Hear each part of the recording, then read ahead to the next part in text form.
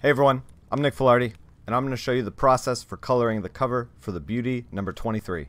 Enjoy! So the first thing you want to do here, obviously, is to flat it, which is what we're doing. Jeremy gave me the direction to keep it high contrast as we went, so we're going to try to keep that in mind. In the Beauty, people's skin turn to like porcelain when they die from an STD that makes them beautiful. If that sounds like it's up your alley, we're up to 23 issues, so check it out. So we're going to try to keep their skin kind of like this porcelain white. Right now, though, I'm not thinking about color. I'm just kind of like, you know, putting in whatever color I possibly can, just trying to separate the planes. There's ashes that are between the two people that I'm going to try to craft as the light source, but we're going to see how that goes.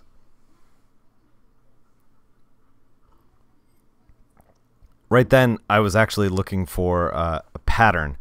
Jeremy wanted to put a pattern on the first person, or I guess the most upright person. Wanted to put a pattern on the clothes, and this is something that's actually incredibly difficult for artists, for colorists to do, because the problem with putting down a pattern on something, and you see I kind of abandoned it, is that you're going to end up, the pattern's going to end up flattening things out, and that's not what you want to do. Like, I want to like roll with the volume that Jeremy put down, rather than flattening out the entire thing. I kind of like put down this houndstooth pattern, and then moved on from it entirely. We're going to come back to it. Mentally, I was like, all right, we're going to deal with this a little later, and we'll come back to it. And I'll talk about it then, what we end up doing. So now I'm just kind of like putting down what is like the first pass on shadows. These are like very, very basic. Just like one single cut. That's all I'm doing. I'm making all the selection for the whole piece. I'm trying to just kind of like roll with what the light source is, with the embers in between the faces, and that's where I want to draw your eye, to like the middle of the piece. So yeah, we're just making the selections, and we're gonna do a fill real quick here in a second. There it is.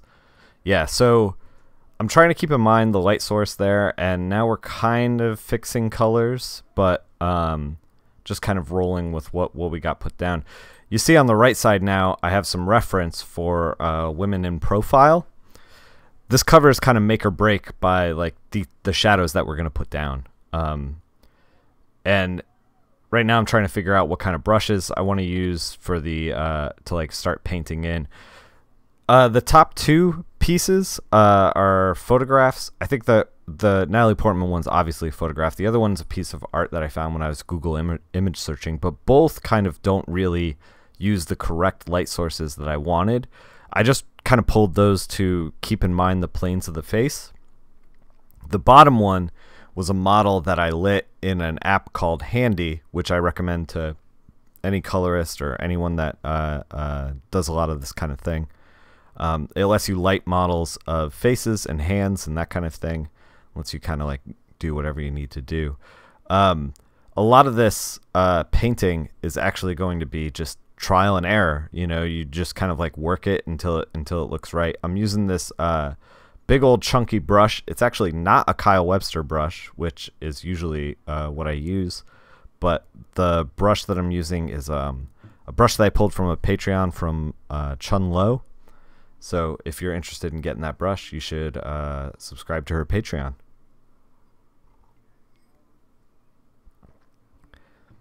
So yeah, the only direction that we had from Jeremy, other than putting the texture down, is to keep it high contrast. He wanted very high like skin tones against the very darks of the background.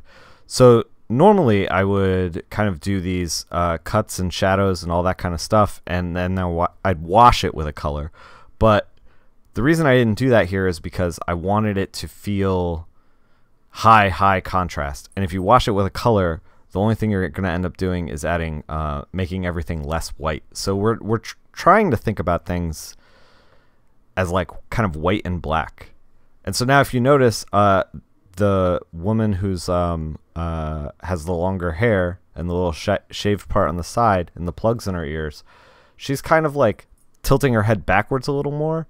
And a little while ago, we kind of like rolled with that and tried to accentuate the nose and above her eye a little more to create depth.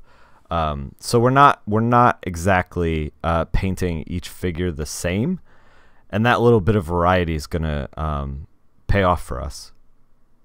And I'm trying not to go too deep on the lighting that's happening that isn't in the face. And the reason for that is because I want the most detail and the most character in the faces, because that's where I want you to be. We did a quick color balance there to kind of like make them more black and white, grayish, and then we started adding some tones. I added a gradient on the top and bottom, set to multiply, just to kind of like push you out of the top and bottom spaces and push you into where the faces are. By adding that multiply, you kind of just like make everything closer to a regular color, and you know, get the highest highs and the lowest lows on the top and bottom. And of course, if their skin is porcelain, it's going to kind of reflect the light around it. So that's why we kind of did all those glows. Oh, so now we're messing with the texture. So I'm trying to make the texture work, and it's really difficult. What I was trying to do is kind of like stretch it out, like condense the top part of it to make it seem like it's wrapping around the shoulder. But ultimately, I just couldn't make it work. Like, if I can't make just like a texture, houndstooth texture, curve around in a meaningful way. Basically, I realized that like if the houndstooth is gonna work, I'm gonna have to paint it. I'm gonna have to like manipulate it with a bunch of tools, and then, you know, set it to like a half tone and then paint it in. And ultimately, I decided that that wasn't really worth my time. That like the piece isn't going to live and die by the houndstooth pattern that's in the clothing. The piece is going to live and die by the expressiveness in the faces. And so what I decided to do is just cut it entirely. And basically, when a colorist tries to do something like that, they make an executive decision, and then you take it to the team, and then you decide, like, you know, you get their responses. And if everyone is like, well, we really want the pattern, then it's like, okay, then I will invest the, you know, half hour, 45 minutes, 2 hours, whatever it's going to take. And yeah, now we're here just kind of like messing with the color, just trying to like put a little details in, figure out what we're going to do for final colors. We switched the dress from like a gray to a red, and that's just to like put a little color pop in there. We have a redhead and brown hair, so it's kind of like all red. It's kind of monochromatic, and that's where my headspace was as far as like color selection. And there, I'm just trying to like add some grit into the glows in the black, so that they're not entirely computery. You run the risk with radial grads of ending up in this very computerized kind of space. Oh, and now we have received our corrections. Jeremy thought it would be nice to get kind of like a white silver hair for the second woman, or the woman from space, or I don't know, the top down woman. So we're going in there and we're making the corrections that we need to make. This was a little bit of a bigger process because I ended up knocking out what I'm doing right now, making the selection for. Ended up colorizing the hair a little bit, but ultimately I think it was the best move to make because the hair was very dull, and the hair is the only place that we're really going to get a whole lot of color going on. So here I am playing with the line art, trying to get it just right, and we're getting close to the end. I'm just kind of like putting final selections, final painterly highlights in. And when you see me zoom out, I'm trying to understand if it reads from across the room on a store shelf. With covers, you kind of want to put a more dramatic spin on it because it needs to read from across the room. The blue hair was actually a really good note. You get a lot of like blue and red contrast going on. It makes it a little more interesting. And we're getting to the end of it. This is the final cover, and I'll show it to you now. Hey, wasn't that amazing? You can do a cover in 10 minutes when you can manipulate time. There it is. This is the cover, the final version. Like I said in the time lapse, I think the blue and red works really well together. I think it was a good note. The Beauty, number 23, is going to be in stores, I believe, in September, early September. So look for it. Check it out. Flip through. Nyeon Kim does the colors on the inside, and she's killing it. It's worth your time. Check it out. Thanks, guys.